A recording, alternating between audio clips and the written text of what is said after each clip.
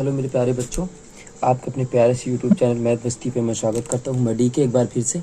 जैसा कि आज आपको हम आयत यानी रेक्टेंगल के बारे में आज बताएंगे, सारे सूत्र और परिभाषा और इससे संबंधित कुछ सवाल भी आपको बताएंगे।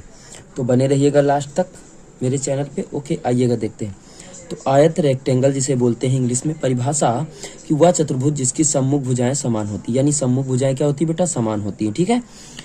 विकर्ण इसके समान होते हैं, यानी विकर्ण AC और BD आपके समान होते हैं। प्रत्येक कोण समकोण होता है, यानी 90 अंश का होता है। ठीक है। और जो चारों अंतःकोण होते हैं ना, इन कोणों का योग 360 अंश होता है, ये सबको पता है। ठीक है।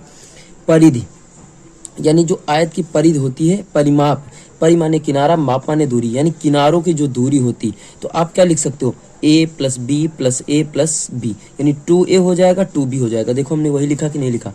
2A + 2B लिखा। 2 कॉमन कर लिया तो आ गया 2A + B, यानी लंबाई A माना, चौड़ाई B माना, तो लंबाई धन चौड़ाई हो गया बेटा। आ रही सबको बात समझ में?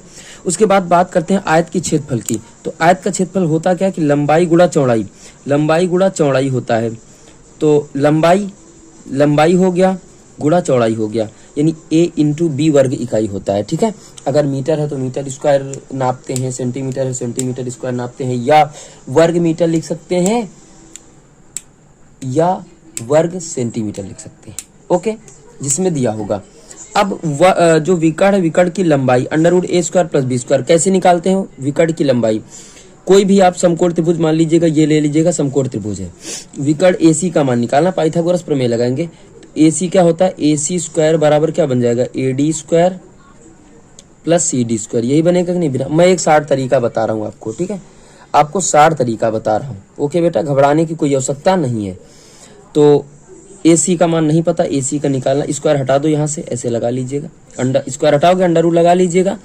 AD का मान आपके पास कितना? A², तो A² हो गया + B², तो ये आपका आ गया विकर्ण बेटा, आ गया। अब यहाँ से एक आधा क्वेश्चन हम लोग समझते, क्या समझेंगे? क्वेश्चन, जैसे मान लीजिएगा आपका पहला क्वेश्चन आपको दिया हो, पहला क्वेश्चन आपको क्या दे रखा हो कि जैसे मान लीजिएगा कि आपको दे दे कि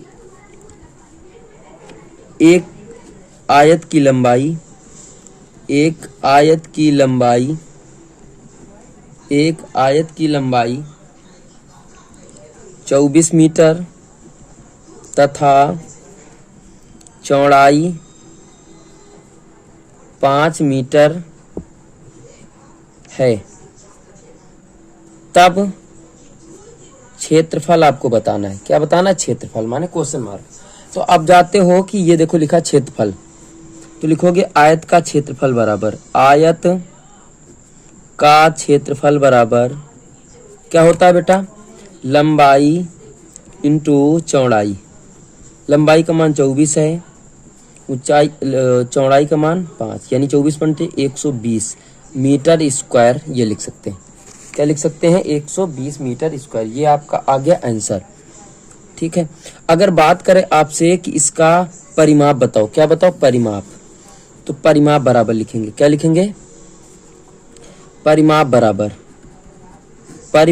क्या होता है? 2 लंबाई, यानी A माना था कितना है? 24 + चौड़ाई कितनी है? 5, B माना था वहां पे 5, कितना हो जाएगा? 2 गुणा 24 5 कितना होता है? 29, न 2 2 18, 2 4 1 5, यानी 58 मीटर आ जाएगा आपका उत्तर। अब अगर बात करें विकर्ण की लंबाई बताओ, ठीक है, विकर्ण की लंबाई बताओ, तो आप लोग कैसे निकालोगे? विकर्ण की लंबाई, विकर्ण की लंबाई बराबर, हमने आपको क्या बताया कि √A²। अब A 24 हो गया, 24 का स्क्वायर + B 5 का स्क्वायर। 24 का स्क्वायर कितना होता है? 576, शायद 576 ही होता है, शायद 576 लिख देते हैं, प्लस कितना लिख देंगे? 25, 5 का 25 कितना आता है कि 6 5 11 हसीला 1 5 2 9 10 0 601। अब 601 का वर्गमूल तो निकाला नहीं जा सकता, तो कितना आ जाएगा? 601 मीटर, यही आपका उत्तर आ जाएगा बेटा। क्या आ जाएगा? उत्तर आ जाएगा। तो आज हम लोगों ने सीखा आयत के बारे में। अब देखो इसी टाइप के आयत में क्वेश्चन आपको मिलेंगे, इससे संबंधित या इसके हट से कोई क्वेश्चन नहीं मिलेगा। एक चीज याद रख लीजिएगा कि आपको कभी कभी क्या होगा सवाल दूसरा चेंज कर रहा हूं मैं। सवाल जैसे दूसरा आपको देगा, एक रेक्टेंगल बना देगा, एक आयत बना दिया आपको, ठीक है।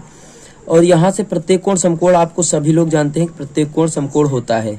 आपको जैसे दे दिया कि विकर्ण का मान आपका कितना दे दिया 13, विकर्ण मान कितना दे दिया 13, और आपसे कह दिया कि लंबाई आपकी 5 है। लंबाई कितनी 5 है, तो आयत का क्षेत्रफल बताओ। क्या पूछा बेटा, आयत का क्षेत्रफल बताओ। तो सबसे पहले क्या करोगे कि चौड़ाई उसकी निकालोगे। कर्ण स्क्वायर बराबर लंब स्क्वायर प्लस आधार स्क्वायर, ये होता है। तो क्या अभी अभी क्या बताया हमने कि AC स्क्वायर बराबर AB square plus BC square. Pi यहाँ लिखोगे समकोण त्रिभुज, समकोण त्रिभुज ABC में, फिर लिखोगे पाइथागोरस प्रमेय से, पाइथागोरस प्रमेय से, ठीक है बेटा। यहाँ कितना रखोगे 13 का स्क्वायर, यहाँ रखोगे 5 का स्क्वायर, 5 का स्क्वायर प्लस BC नहीं पता, 13 का 169 होता है, इसको 25 इस तरफ ले आओ, कितना बच जाएगा 144 बच जाता है। स्क्वायर हटा दो, अंडर रूट लगा लो, तो BC बराबर कितना हो जाएगा अंडर रूट 144, कितना आ जाएगा 12। इसका मान कितना आ जाएगा 12, कितना आ जाएगा 12। अब देखो आयत का क्षेत्रफल कितना होता है, क्षेत्रफल बराबर लंबाई गुणा चौड़ाई, लंबाई गुणा चौड़ाई, यानी क्या बताया था A इंटू B। A का मान 5 है, B का मान 12, तो 12 पंचे 60 मीटर है, तो मीटर स्क्वायर कर देते हैं, यही आपका उत्तर आ जाएगा। ओके बेटा, कोई दिक्कत? तो आज हम लोगों ने आयत से सारे संबंधित सवाल सीखा, और आयत की जो पूरी डिटेल है वो हम लोगों ने डिटेल पूरी सीख लिया है। अब कल की क्लास में आपको हम वर्ग स्क्वायर के बारे में आपको बताएंगे, फिर उसके बाद हम सारी आकृतियों के बारे में बताएंगे। ओके बेटा, बाय।